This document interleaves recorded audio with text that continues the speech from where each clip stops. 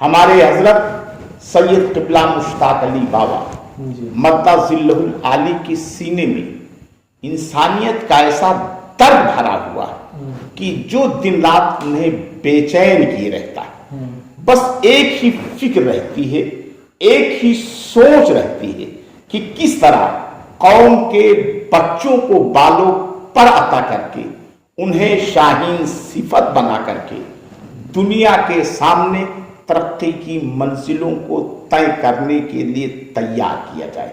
میں نے ہندوستان کی بڑی بڑی درسگاہوں، بڑی بڑی دانشگاہوں میں جا کر کے وہاں کے حالات کا جائزہ لیا، مگر یہاں جو ازہری دانشگاہ بنائی گئی وہ سب سے الگ تھلگ، سب سے منفرد اور سب سے جدا گانا نظر آئی۔ شیخ سعدی نے کہا تھا اور بہت اچھا کہا تھا، پے علم چوں شمع باید خدا کہ بے علم نہ تما خدا را شناخت۔ ایک جاہل انسان نہ خدا کو پہچان سکتا ہے نہ خود کو پہچان سکتا ہے۔ خود کو بھی پہچاننے کے لیے اور خدا کو پہچاننے کے لیے بھی علم کی ضرورت ہوا کرتی ہے۔ السلام علیکم ورحمۃ اللہ وبرکاتہ۔ ناظرین، میں محمد صدیق بزم صوفیہ یوٹیوب چینل پہ آپ کا خیر مقدم کرتا ہوں۔ ناظرین، آج ہم آپ کو ایک ایسی شخصیت سے ملاقات کروانے جا رہے ہیں جو نقیب اہل سنت ہے، جو خطیب اہل سنت ہے، جو دارالعلوم غریب نواز برگدواں شیخ ضلع بلرام پور اتر پردیش میں وائس پرنسپل کی حیثیت رکھتے ہیں۔ آج ہم انہی کو آپ کے روبرو کروا رہے ہیں، جن کی شان میں یہی کہوں گا کہ سنا ہے وہ بولے تو باتوں سے پھول جھڑتے ہیں، سنا ہے وہ بولے تو باتوں سے پھول جھڑتے ہیں، یہ بات ہے تو چلو بات کر کے دیکھتے ہیں۔ السلام علیکم حضرت۔ وعلیکم السلام ورحمۃ اللہ تعالی وبرکاتہ۔ حضرت، کلہ شریف میں آپ کی جلوہ گری ہوئی، اور آپ کتنے سالوں سے یہاں آ رہے ہیں، آپ کتنے سالوں سے اس خانقاہ سے جڑے ہوئے ہیں، اور آپ کتنے سالوں سے حضور سیدی سرکار مشتاق علی بابا اور واحد علی بابا کے کانٹیکٹ سے ہے؟ آپ کتنے سالوں سے حضور سیدی سرکار مشتاق علی بابا اور واحد علی بابا سے وابستہ ہیں؟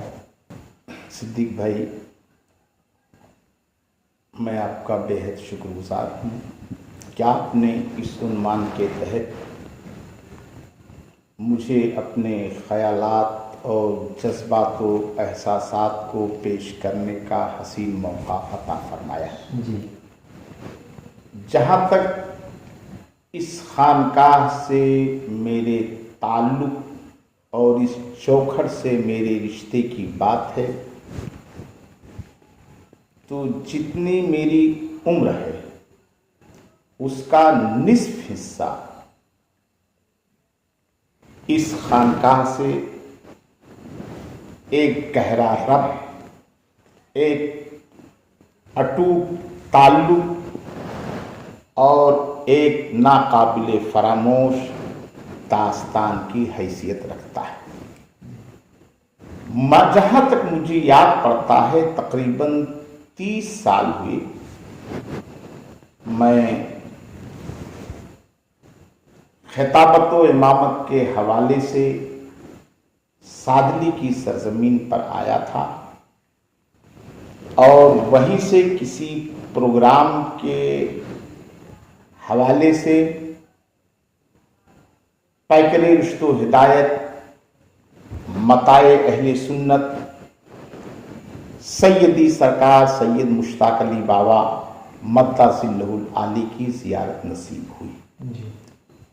آپ کا حسن اخلاق، آپ کی سادگی، آپ کی تواضع، آپ کے اندر اسلاف کے کردار کے جلوں کو دیکھ کر میں ایسا اسیر ہوا کہ اس وقت سے لے کر آج تک میں یو پی میں ضرور رہتا ہوں، مگر میری روح کلہ شریف کی سرزمین پر رہتی ہے۔ میرے احساسات پر سرکار مشتاق علی باپو کے تصورات چھائے رہتے ہیں، اور ان کی نوازشوں نے، ان کی دعاؤں نے اور اس چوکھٹ کی بھیک نے آج مجھے ہندوستان گیر شہرتوں کا مالک بنا دیا. شاید میری نسلیں بھی اس احسان کو فراموش نہ کر سکیں. جی جی حضرت، جیسا کہ آپ جانتے ہیں کہ اس خانقاہ سے دینی خدمات اور سماجی خدمات ہو رہی ہے، جس میں صوفی ملت عربی اکیڈمی ادارہ چل رہا ہے اور Gujarati medium English medium school چل رہا ہے.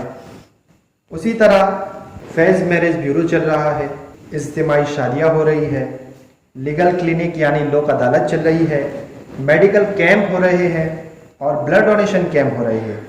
تو ان ساری خدمتوں کو آپ کیسے دیکھتے ہیں حضرت؟ صدیق بھائی، مجھے فارسی کا ایک شعر یاد آیا کہ خوشا مسجد و مدرسہ خانقاہے کی دروے بوت قیل و قال محمد. واہ.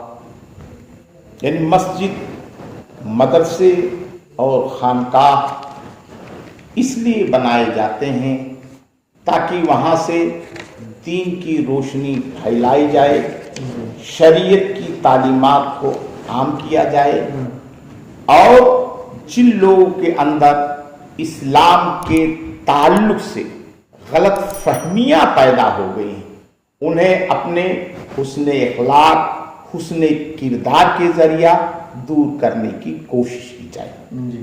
اللہ کا شکر ہے کہ میں نے جب سے اس خانقاہ سے اپنا رشتہ جوڑا، کم و بیش ہر سال ایک یا دو بار حاضری ضرور نصیب ہوئی.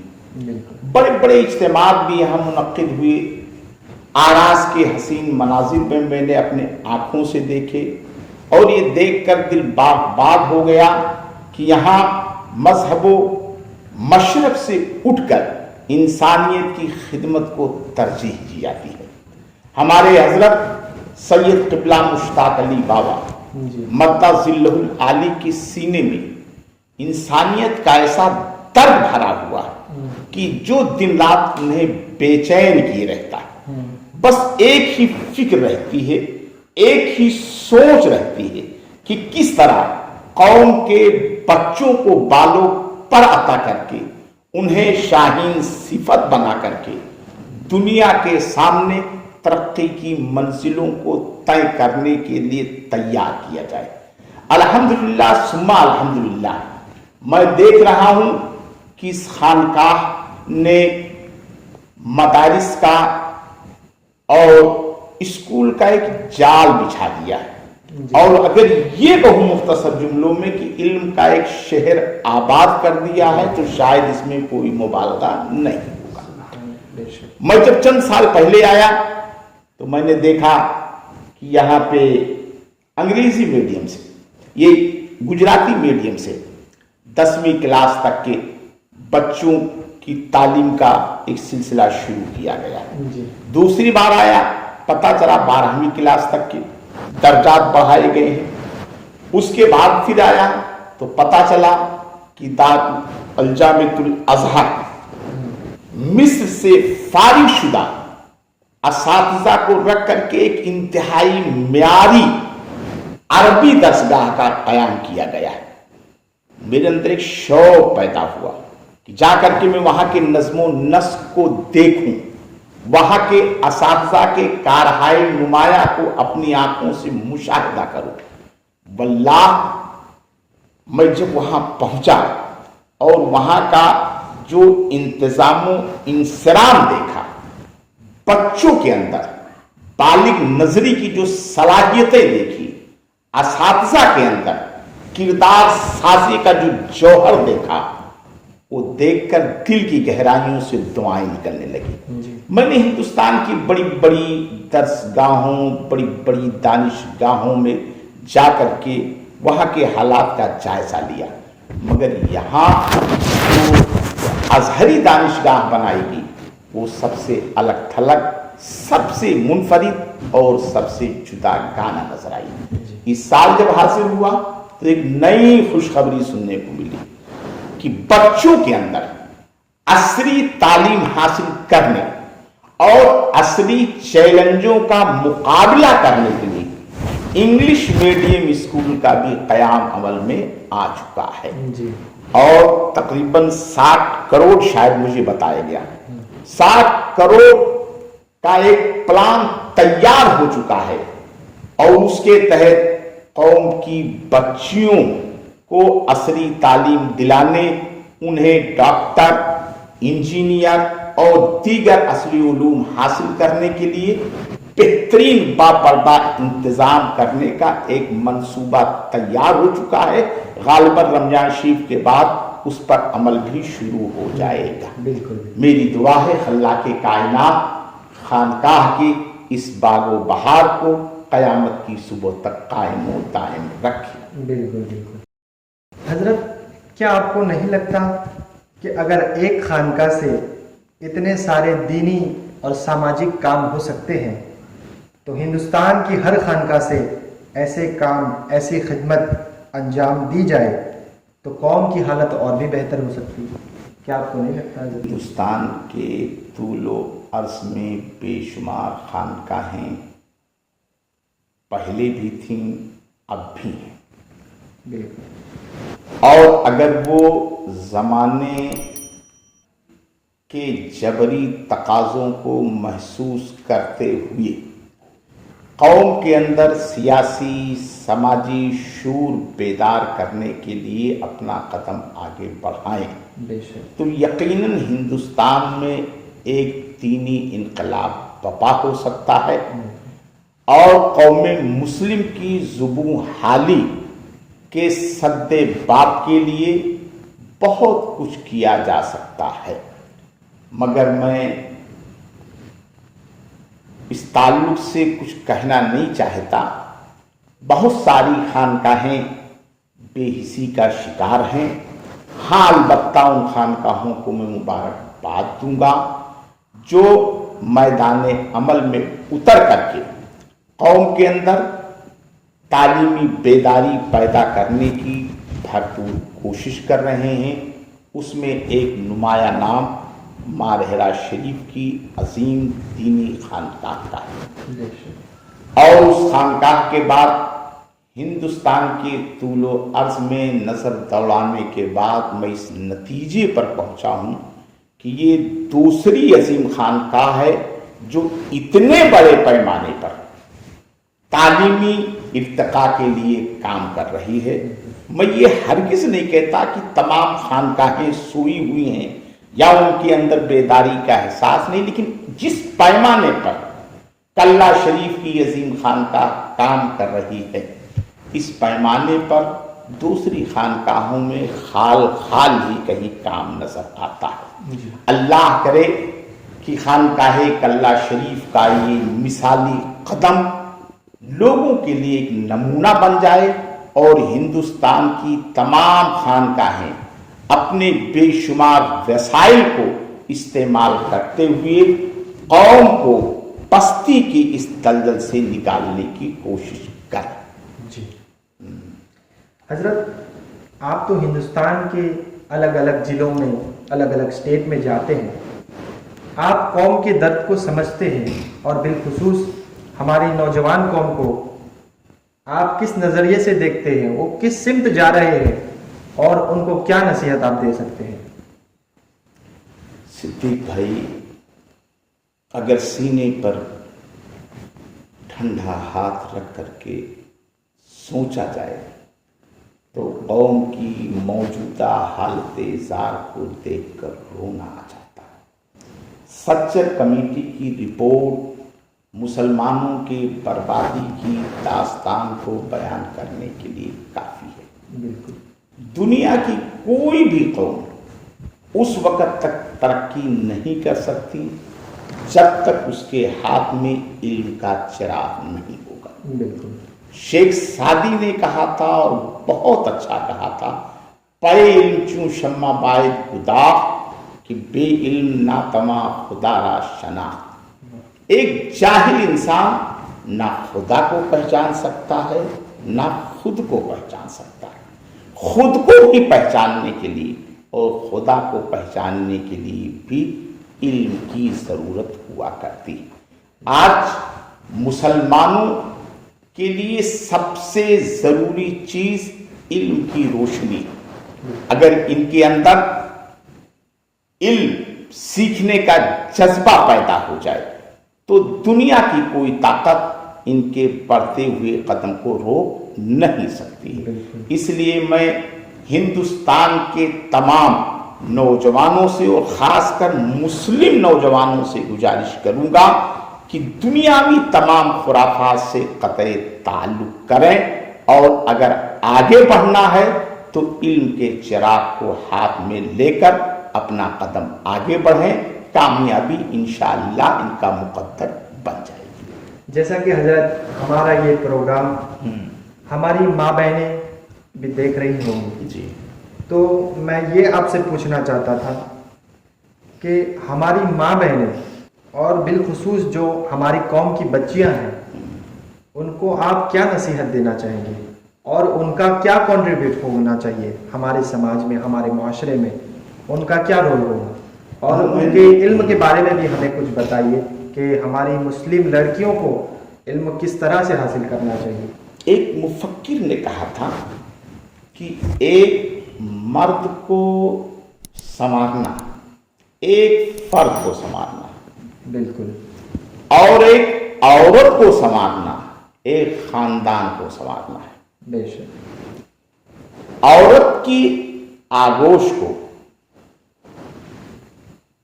بچے کی پہلی درسگاہ کہا گیا ہے. وہیں سے بچہ زندگی کے تمام مراحل کو طے کرنے کا شعور حاصل کرتا.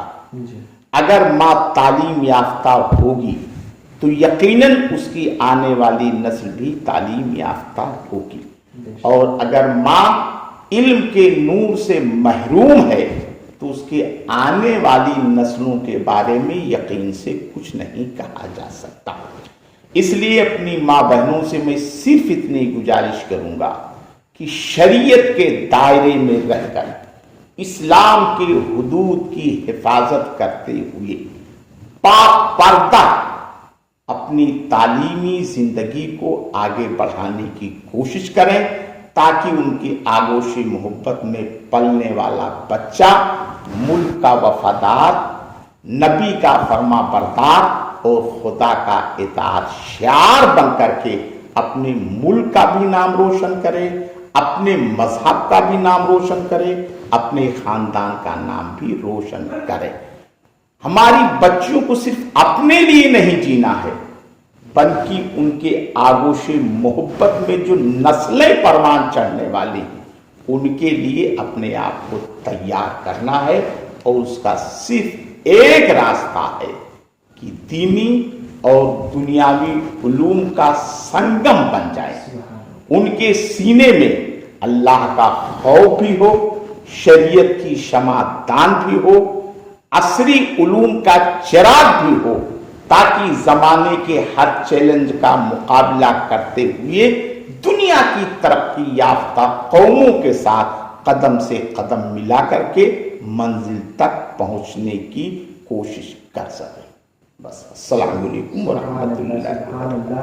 حضرت ہم تو نہیں چاہتے کہ یہاں پر ہماری گفتگو رک جائے، مگر آپ سے جب بات کرتے ہیں تو ایسا لگتا ہے کہ بات کرتے ہی چلے جائیں، مگر وقت کی نزاکت کو دیکھتے ہوئے ہم ہماری گفتگو کو یہیں پر ختم کرتے ہیں.